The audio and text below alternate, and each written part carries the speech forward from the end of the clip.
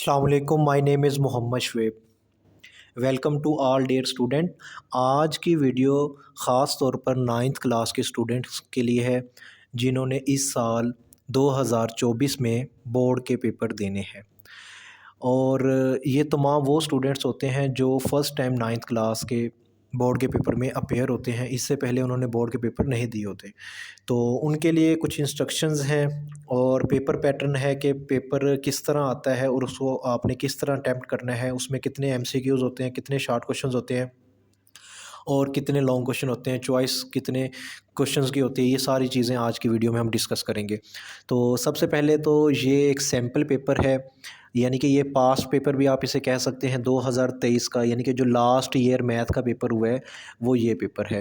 ठीक हो गया ना। ये सिर्फ़ और सिर्फ स्टूडेंट की इन्फॉर्मेशन के लिए ये वीडियो मैं बना रहा हूँ ताकि उस स्टूडेंट को गाइड मिल सके। तो सबसे पहले इस कॉर्नर में देखें कि आपको नज़र आ रहा होगा पेपर कोड, यानी कि ये तमाम स्टूडेंट का जो पेपर कोड होता है वो डिफरेंट होता है।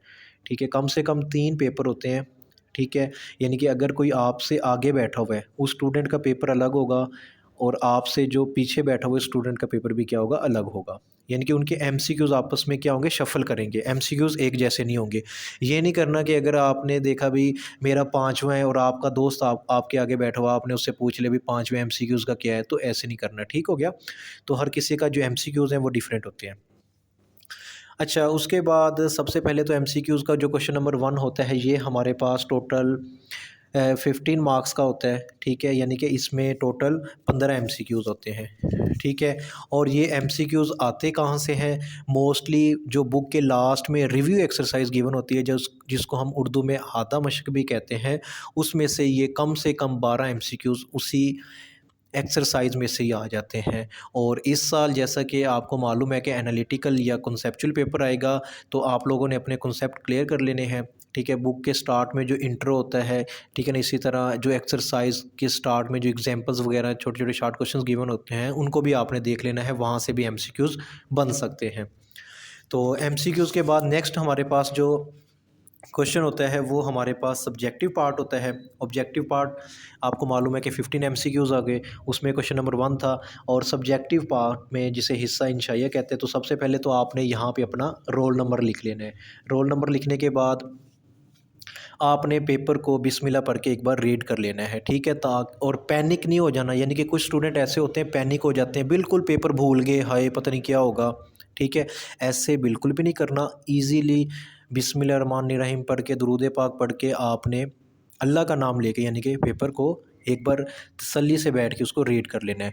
और उसके बाद जो क्वेश्चन आपको आते हैं सबसे पहले आपने वो अटैम्प्ट करने हैं। अच्छा, इधर देखें, सब्जेक्टिव पार्ट में सबसे पहले क्वेश्चन नंबर 2 है हमारे पास। क्वेश्चन नंबर 2 में वो कहता है कि अटैम्प्ट एनी 6 पार्ट, यानी कि कोई से 6 जुज़ आपने क्या करने हैं, इसमें से सॉल्व करने हैं। तो इस लेफ़्ट साइड पे आप देख सकते हैं कि हमारे पास इंग्लिश में क्वेश्चंस लिखे हुए हैं फॉर इंग्लिश मीडियम स्टूडेंट, और ये सेकंड एंड पे हमारे पास क्या है, उर्दू मीडियम वाले स्टूडेंट्स के लिए भी ये क्वेश्चंस लिखे हुए हैं।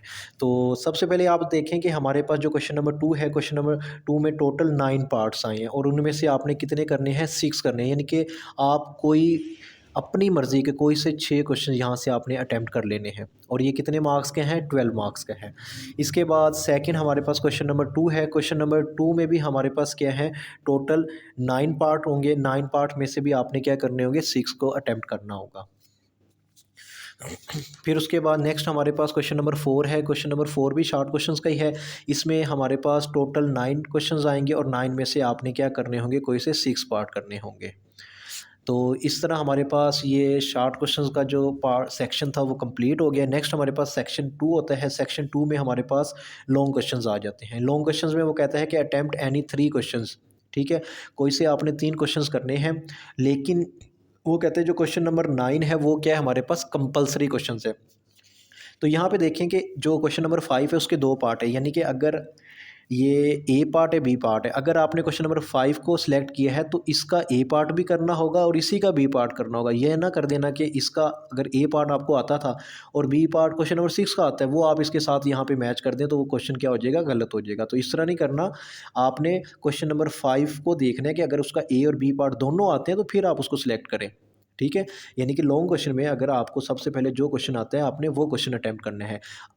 तो मैं तो यही आप लोगों को कहूँगा कि जैसा कि थ्योरम आप लोगों ने किए होते हैं, तो थ्योरम को सबसे पहले करें, उसके बाद आपने क्वेश्चन सॉल्व करें।